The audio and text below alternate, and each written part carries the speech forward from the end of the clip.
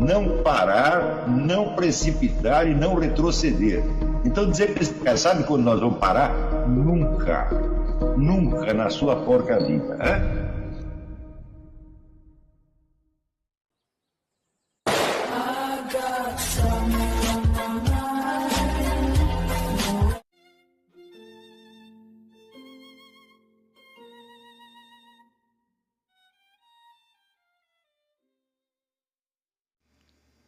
E aí pessoal, tranquilo? Então vem aqui antes do vídeo começar, pedir para vocês se inscreverem, quem não for inscrito, compartilhar, curtir, comentar. Quem puder seja membro do canal, que isso ajuda bastante. Tem também o link do Apoia-se. Quem puder ajudar nosso canal e apoiar financeiramente vai ser muito bem-vindo.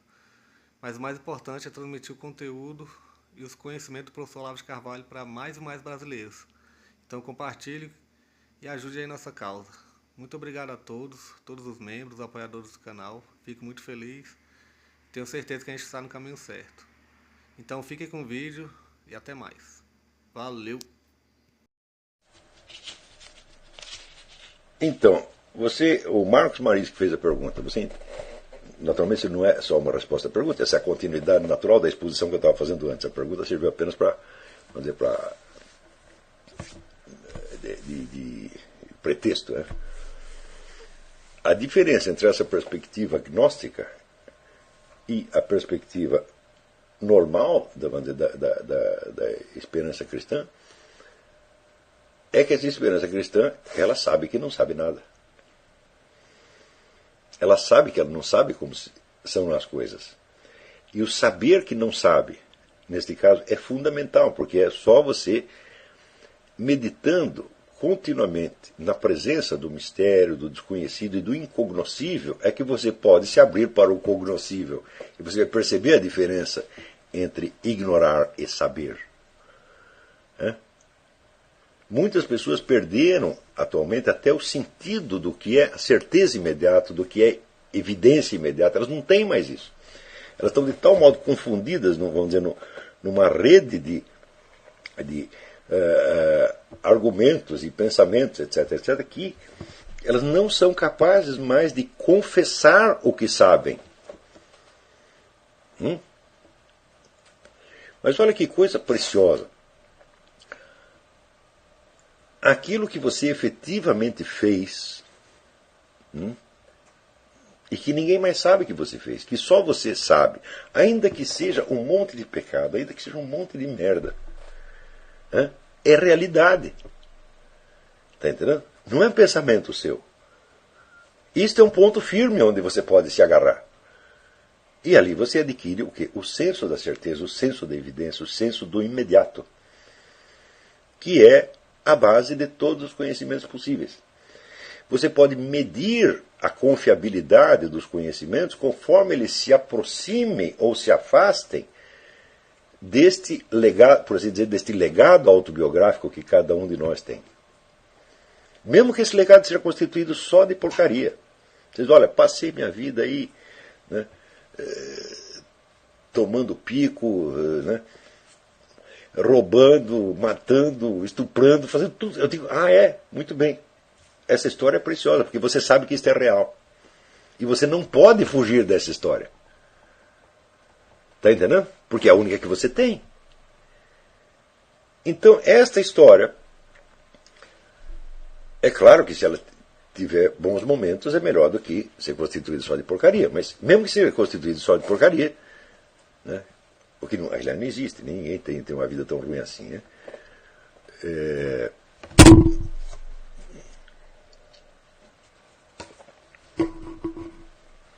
Por exemplo, quando as pessoas reclamam dos seus pais, de meu pai me abandonou, etc. Agora, por pior que seja o seu pai, tem uma coisa que ele fez por você que você não poderia fazer, ele gerou você. Então, no mínimo, esta gratidão você tem que ter. O cara fez algo por mim, que eu jamais poderia fazer. Tá certo? Então, vamos dizer, este é um dado da realidade. Então, a sua história também, ela é este patrimônio de dados de realidade que você não pode negar. Então, por exemplo, quando você estuda história, ou ciências sociais, ciências políticas, qualquer coisa, você deve perguntar assim mesmo, essas coisas que eu estou pensando, que eu estou acreditando a partir do que eu li, do que eu estudei, eu as conheço com certeza como conheço a minha própria história. Se eu não conheço, não tenho este grau de certeza, então eu tenho um grau menor de certeza. E aí você pode aplicar aquele critério que está na apostila Inteligência, Verdade e Certeza, que é o da gradação dos seus conhecimentos. E a partir da hora que você tiver essa gradação, fala, aí você se tornou um estudioso responsável. Porque você, quando acredita que sabe algo, você sabe se sabe aquilo. Com certeza imediata e evidência, com alto grau de probabilidade, com verossimilhança ou só como especulação de possibilidade. E se você não sabe distinguir esses quatro, se você não sabe que aquilo que você sabe é certo, razoável, verossímil ou meramente possível, então você não sabe nada a respeito. Quer dizer, a gradação da confiabilidade do conhecimento é básica para a ética da vida intelectual. Agora, o critério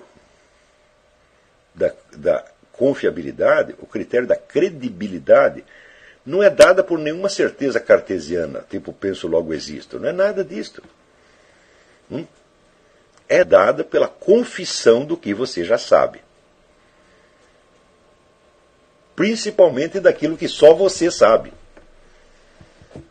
Porque aí você não tem para quem perguntar. E se você não tem para quem perguntar, você não será escravo de pretensas autoridades externas. Você é o único juiz. Só tem você e tem quem? O observador onisciente. O próprio Deus. Que, se você confessa o que sabe, ele te ensinará mais alguma coisa que você não sabia. Cada vez que você admite a estrutura da realidade tal como ela é, cada vez que você cava onde está, o que acontece? Uma parte daquele imenso reservatório do conhecimento por presença sobe à sua consciência. E você fica sabendo algo mais. Estão entendendo? Esses são princípios do método. É claro que isso aqui já é uma exposição propriamente filosófica, mas não feita como exposição filosófica, como exposição teorética, e sim feita como conselhos, regras práticas. Então, quando no começo do curso eu pedi a vocês aquele exercício do necrológio, tá certo? É porque o necrológio, a figura do eu ideal, por assim dizer, é a unidade de medida com que você mesmo vai medir o que você sabe a seu respeito. Tá entendendo? Então, o eu ideal foi sugerido aqui para servir de unidade de contraste em relação à sua biografia real. Então, o contraste sempre torna tudo nítido. A mente humana tem isso, ela sempre pensa por pares de opostos. A mente humana é eminentemente dialética. Deus não é dialético, mas nós somos. Tá certo? Então,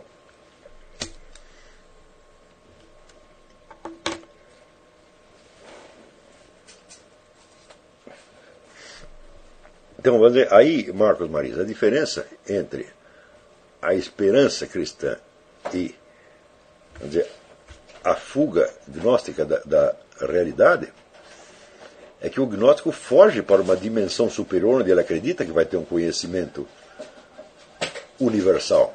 Ele acredita que ele vai ver as coisas desde um ponto de vista divino. Ao passo que, note bem, quando Jesus diz essa coisa que você não vai saber o futuro, tá certo? E, ao mesmo tempo, ele dá aquele conselho, carrega a tua cruz, pega a tua cruz e segue-me. Não é isso que ele diz? Ora, essa cruz representa o quê? Entre inúmeros outros significados, o simbolismo da cruz é uma coisa inesgotável. Entre outras coisas, a cruz simboliza o cruzamento das condições de espaço e tempo e número que nos limitam e nos definem. Ou seja, a realidade da nossa vida nesse preciso momento, nesse preciso lugar, onde nós devemos cavar. Quer dizer, é o conjunto das condições reais que nos determinam e fazem que nós sejamos o que somos. Então, o carregar a sua cruz é às vezes definido como você arcar com os seus pecados. Mas o que é arcar com os seus pecados? É contar a sua história. Está compreendendo? Você não pode contar a sua história se você contar só os pecados. Porque senão falta o elemento de contraste. Está entendendo? Se você chegar, para você mesmo, chegar diante de Deus e dizer, olha, eu sou o pior pecador do universo, eu sou isso, eu sou aquilo, você vai estar exagerando, você está mentindo, você sabe que você não é. Você não é um genocida, você não é estuprador, você é um pecador vulgar como qualquer outro. Seus pecados não são pior que os meus, nem do vizinho, são os pecados medíocres, idiota, está entendendo? E nem essa vaidade de ser um grande pecador você pode ter. Tá certo? Então, porque se você começa a exagerar os seus pecados, você cai naquilo que Agostinho fala. Agostinho diz que nada agrada mais aos diabos do que você aumentar o poder deles. Do que você inflar o poder deles. Eles não são tão poderosos assim. Eles não dominam você 100%. Eles dominam um pedacinho quando você está distraído. Né? Às vezes dominam por dias e dias, por meses, por ano, mas nunca totalmente, nunca 100%. Né? Porque senão acabaria a dialética, acabaria o conflito. Entendeu? Aquele gênero de teatro medieval, os autos, sempre mostravam, né, a alma, o diabo e o anjo. Tá certo? Então, a alma está sempre nessa tensão. Ela nunca se define para um lado nem para o outro. Tá certo? Então, esta tensão é que você tem de confessar e buscar, vamos dizer, cada vez mais a linguagem exata. Né? A linguagem exata é aquela na qual você pode falar com o observador onisciente. Porque isso aqui é muito importante. Porque é ela que vai te dar a medida estilística, por assim dizer. Se você sabe que tudo o que você disser, o seu ouvinte já sabe e sabe mais do que você, você vai ter que falar as coisas com uma exatidão e com uma sinceridade integral. E esse é, vamos dizer, o segredo da tremenda força do estilo de Agostinho. Como do estilo de São Paulo Apóstolo também. São grandes escritores, enormes escritores, né? Dos mais fortes que a humanidade já conheceu. Então, tudo isso baseado nesta coisa de que eles não vão falar com a voz de um eu superior, de um eu transcendental. Eles não vão falar com a voz de Deus, mas vão falar com a sua própria voz para Deus. Então eles não estão brincando. Eles estão fazendo uma coisa verdadeira que os instala na realidade da sua própria vida. Está entendendo? Note que a aquisição de estudo, leitura, erudição, etc., etc., se ela é separada disto, ela se torna uma doença, uma forma de loucura. Onde você não se interessa mais pela realidade, você só se interessa por enigmas lógicos que você mesmo inventou ou que você copiou de outras pessoas. Eu vou dar um exemplo para vocês. Essa questão que as pessoas vivem levantando, tá certo? Do determinismo e livre-arbítrio. Tá certo? Eu vou confessar uma coisa para vocês. Eu odeio esta questão. Eu odeio isso com todas as minhas forças. Por quê? Eu digo muito bem. Vamos ver como é que a gente trata, e aqui eu vou dar um exemplo breve, mais tarde eu vou voltar a esse assunto com mais detalhe. Como é que a gente trata uma questão, vamos dizer, com a verdadeira técnica filosófica. Veja, se você está seriamente empenhado em filosofia, como eu suponho que vocês todos estejam, e os que talvez entraram com a perspectiva errada, pode acontecer, aos poucos vão entender como é que funciona o negócio e vão adotar a perspectiva verdadeira, eficiente. Então, vocês não podem aceitar qualquer questão. Porque essas questões, vamos dizer, são colocadas para você como enigmas e como pegadinhas. E quem gosta disso é o diabo.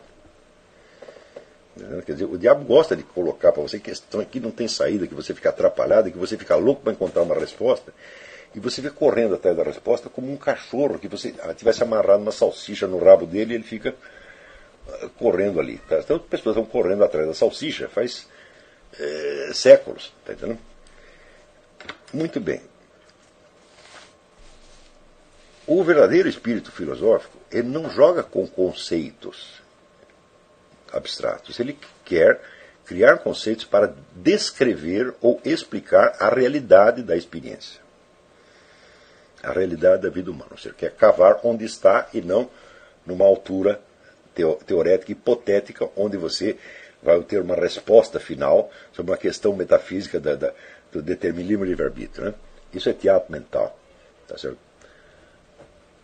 Se vocês lerem os diálogos de Platão, vocês verão que Sócrates está continuamente trazendo as pessoas de volta, desde a altura onde elas criam as suas opiniões, para a realidade do que elas efetivamente sabem. Às vezes até mostrando a ela que elas sabiam mais do que imaginavam. Elas estavam curtindo um falso conhecimento inventado, construído, quando na verdade, se procurassem dentro de si mesmo, encontrariam mais conhecimento, tá certo? Simplesmente pelo método da confissão, como ele faz no diálogo Mênon com o escravo analfabeto. Eu não sei se o exemplo que Platão inventou ali, de mostrar que o escravo sabia alguma coisa de geometria, eu não sei se esse exemplo é totalmente adequado, mas é uma imagem, uma figura de linguagem, para dizer, olha, tem muita coisa que você já sabe, e que basta você declarar as coisas como elas são, tá certo? E você vai descobrir que você tem um depósito de conhecimento enorme. Você não precisa inventar, não precisa criar nada, não precisa construir nada. Então, mas quando vem alguém e lhe coloca essas pegadinhas, como por exemplo determinismo e livre-arbítrio, o que você tem que fazer é o seguinte, deixa eu ver se eu entendi bem. O que você quer dizer com essa coisa? Ou seja, nós vamos pegar essa dupla de conceitos e tentar aplicá-los à realidade da experiência tal como eu a conheço, para ver a que eles se referem na verdade. Então, o determinismo e o livre-arbítrio, das duas uma. Se você tem que escolher um deles, é porque você o está tomando como absoluto. É o livre-arbítrio total ou o determinismo total. É assim? Ora, se esses conceitos são absolutos, eles só podem se aplicar, vamos dizer, a seres que têm essa dimensão absoluta. Então perguntemos, existe determinismo e livre-arbítrio em Deus? No infinito? Deus pode ser livre ou predeterminado? Bom, por um lado, vamos dizer, ele já sabe tudo o que vai acontecer e tudo o que ele vai fazer. Ele é onisciente, então ele já sabe tudo. Então, digamos, então ele está predeterminado. Digo, sim, mas ele está predeterminado por quem? Se nada o predeterminou, ele não pode estar predeterminado. Não é porque ele decidiu fazer tal qual coisa, tá certo? Que você pode dizer que ele está predeterminado. Ele não está predeterminado, ele está determinado. Ele está decidido. Por outro lado, Deus pode ser livre. Eu digo, livre do quê? Existe um elemento externo que possa coagi-lo? Não. Então ele não pode ser nem prisioneiro nem livre. Esse conceito não se aplica. Então, de cara, tiramos. Excluímos esta dimensão. O conceito de determinismo e de arbítrio não se aplica a Deus. E, portanto, não podem ser tratados nesse nível. Muito bem, tentemos agora, então, aplicá-lo aos seres humanos. Vejamos se um determinismo absoluto ou um determinismo ou uma liberdade absoluta, pode ser concebida em função da realidade dos seres humanos, tal como ela se apresenta na nossa experiência. E muito bem. Se eu tivesse uma liberdade absoluta, eu faria o que eu bem entendesse. E nada poderia me limitar. Ou seja, todos os seres em volta estariam todos predeterminados por mim. Então, a minha liberdade absoluta traria o determinismo para todos os outros. Eles estavam todos ferrados. Se existe um ser humano absolutamente livre, ele é o único. Não pode haver dois seres humanos livres. Então, conceito da liberdade absoluta, babau.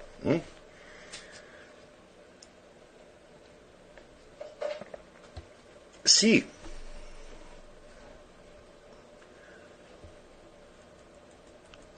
por outro lado eu estivesse totalmente predeterminado, os meus pensamentos também estariam predeterminados. E não haveria possibilidade de eu me colocar alternativas. Se eu estou predeterminado, os meus conhecimentos também estão predeterminados. Estão predeterminados todos desde já, e eu tenho em mim já o conjunto de todas as predeterminações que me definem. Portanto, eu tenho de tê-las não somente no meu ser, mas também no meu conhecimento. Então, se eu fosse totalmente predeterminado, eu não poderia colocar esta questão. Então, vemos, primeiro excluímos, determinamos o livre-arbítrio do plano divino. Não podemos, não se aplicam a Deus. Tomados como conceito absoluto, também não se aplicam a mim. Agora eu vou lhe dar um exemplo. Você se apaixonou pela fulaninha. E você quer pedi-la em casamento. E você sabe que ela está apaixonada por você. Você sabe que você não é nenhum idiota. Você já percebeu o negócio. Então você vai pedi-la em casamento e você sabe que ela vai aceitar. Ela fez isso por determinismo ou por livre-arbítrio?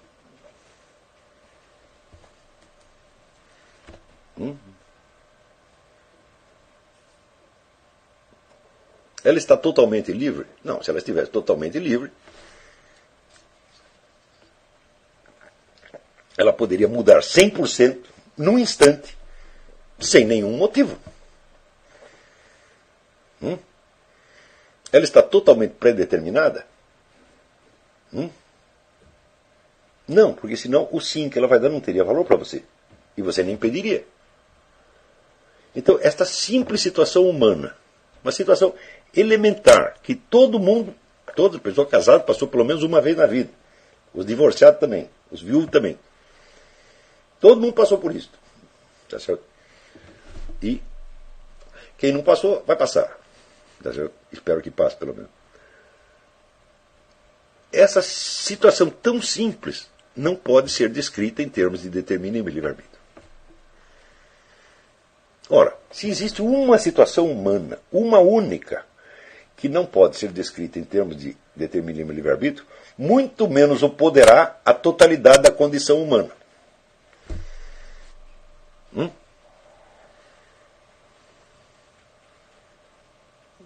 Então, eu queria saber quem foi o filho da puta que inventou este problema.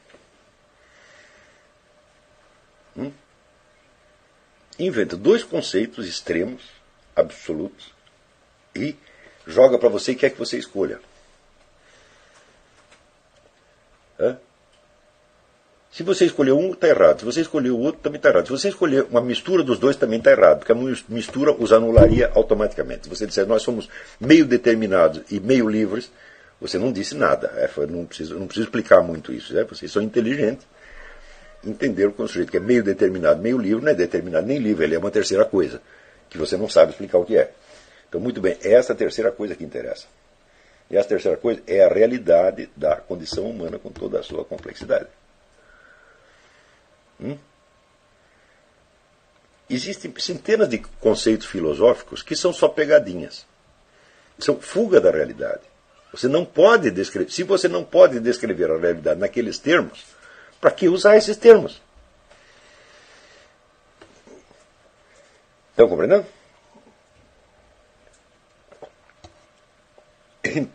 Então,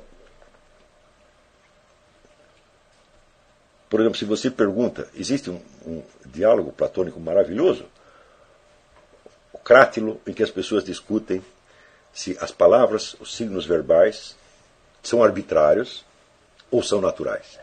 Né? Então, uns dizem que uns são antepassados do Ferdinand de Saussure e diz que todos os signos são arbitrários. Né?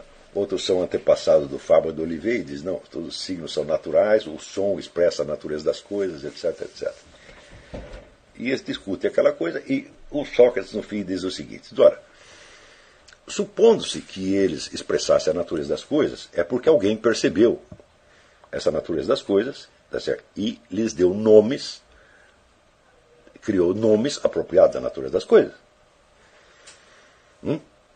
Mas por que eles não poderiam se enganar?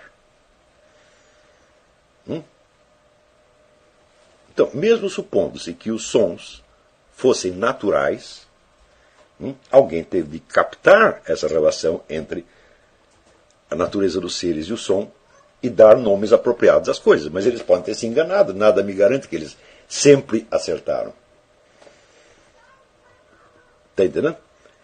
Tanto que, se você cavar profundamente essas etimologias esotéricas, tá certo? Você verá que esses nomes antigos que expressam a natureza das coisas, eles expressam isso só parcialmente, eles só expressam um aspecto da coisa, porque eles são símbolos. Eles são apenas símbolos. Então, se são convencionais, são símbolos. E se são naturais, também são símbolos. Então, o que importa isso? O que importa é você tentar conhecer a efetiva natureza das coisas. E não saber se as palavras as expressam ou não as expressam por convenção ou, vamos dizer, por uma espécie de transposição da natureza das coisas. Ali você tem um exemplo maravilhoso da técnica filosófica. Como é que ela tira você de uma falsa alternativa e te traz de volta para a realidade das coisas? Então, por exemplo, tem aquela lenda que Adão deu nome às coisas. Bom, eram os nomes verdadeiros. Você tem certeza que Adão acertou em tudo? E você tem certeza que quando Adão nomeou alguma coisa segundo a natureza, aquela coisa tinha somente aquela natureza ou tinha várias naturezas superpostas?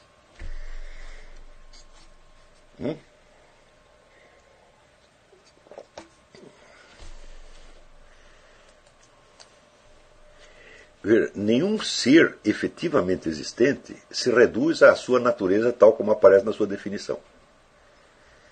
Eu já expliquei isso em outras causas, nós voltaremos a este assunto com muito detalhe mais tarde. Mas, se as coisas se reduzissem às suas essências, elas não poderiam estar em lugar nenhum, fazendo nada e ter qualidade nenhuma. Seriam apenas definições ambulantes. Não? Por exemplo, você dá a definição de vaca, eu digo, bom, mas a definição de vaca não está em lugar nenhum. E toda vaca que existe, ela está em algum lugar. Ou ela está no estábulo, ou está no pasto, ou está na exposição de animais, tá certo? Ou invadiu o seu jardim, está comendo as roupas do seu varal. Alguma coisa ela está fazendo e está em algum lugar. E isso não está na definição. Isso são elementos ditos acidentais. Então, a acidentalidade é um componente essencial da realidade. Se os nomes todos dissessem as naturezas das coisas, nós não poderíamos falar das acidentalidades.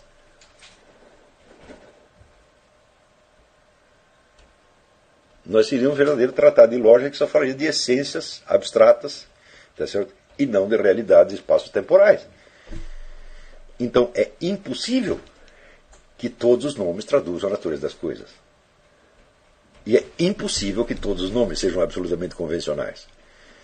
Ou seja, essa questão da convencionalidade ou da naturalidade, essa questão não se coloca. Ela é uma alternativa artificiosa concebida por algum desocupado para manter a humanidade ocupada em masturbação mental. Está compreendendo? Então, é necessário que não só os seus conhecimentos positivos nasçam da experiência verdadeira, mas até as perguntas têm que nascer da experiência e têm que se legitimar na experiência e têm que provar que tem importância efetiva e que não são só um jogo mental, elegante o quanto seja. Está entendendo? E o modo de fazer isso é sempre a mesma técnica da confissão. Neste caso, você pode obter alguma coisa perguntando de onde foi que eu tirei essa ideia. Ao longo de 30 anos de experiência, eu garanto para vocês, todas as vezes que eu fiz esta pergunta a alguém, de onde você tirou esta ideia, a pessoa me respondia com um argumento em favor da ideia. E daí eu dizia, mas não é isso que eu estou perguntando, eu estou perguntando de onde você tirou, como isto veio parar na sua cabeça, onde pela primeira vez você teve notícia desta ideia. Foi alguém que lhe falou, foi um livro que você leu, qual foi o contexto real onde aquilo lhe apareceu, tá certo? E qual é a história que esta ideia teve dentro da sua mente. E daí as pessoas não sabiam responder.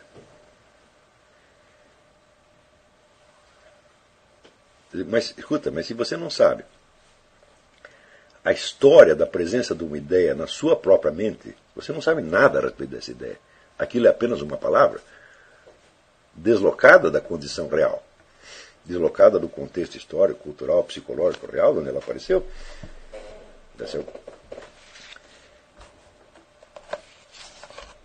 Então, se você perguntar, por exemplo, de onde apareceu essa questão de determinismo e livre-arbítrio, você verá que ela jamais aparece da sua experiência pessoal.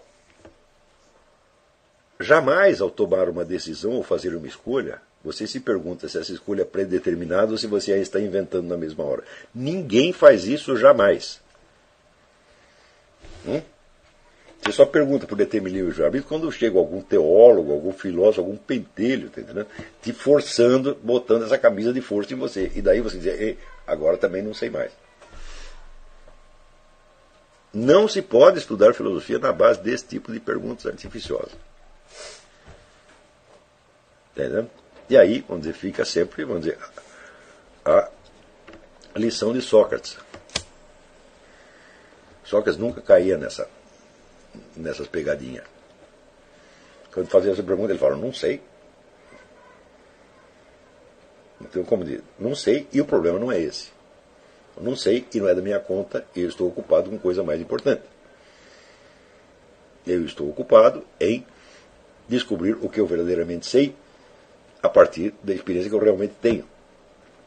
Sócrates fundou a filosofia do Ocidente. Quer dizer, ele é o pai de nós todos e é um modelo. Quer dizer, tem muita coisa para aprender com ele. E esta é uma das principais. A filosofia não é uma especulação entre conceitos e juízos abstratos que requeiram a sua habilidade lógica. Ela não é isto. A filosofia é cavar onde você está. Ela não é a busca de um conhecimento total universalmente válido. Jamais. Ele é a busca de um esclarecimento suficiente para a sua própria orientação na realidade.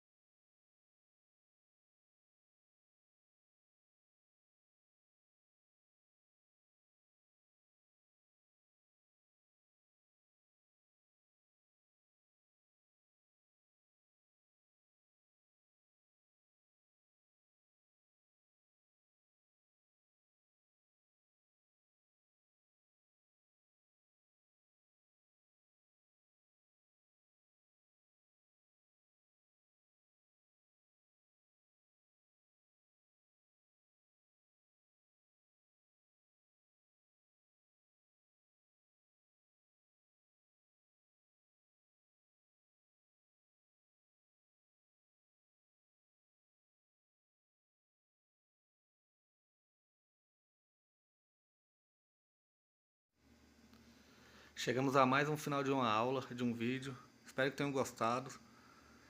Quem não se inscreveu ainda, se inscreva, compartilhe, comente. Ajude o nosso canal, apoie, seja membro. E ajude o nosso canal a chegar a cada dia a mais brasileiros que precisam muito do conhecimento do professor Olavo de Carvalho. Então é isso aí, fique com Deus, até o próximo. Valeu! Então é isso aí, pessoal. Que é o nosso canal. Que são alguns livros que eu já li. A maioria foi doação, mas alguns eu adquiri, professor Olavo de Carvalho. Alguns livros se perderam aí que eu emprestei. Professor Alexandre Costa. A Bíblia Sagrada. 10 lições sobre Karl Marx. Indico a não ler esse livro, que é muito ruim mesmo. Alguns pensadores aqui que realmente, como o professor Olavo de Carvalho disse, não são pensadores. Valeu, tamo junto aí. Apoie nosso canal, seja membro.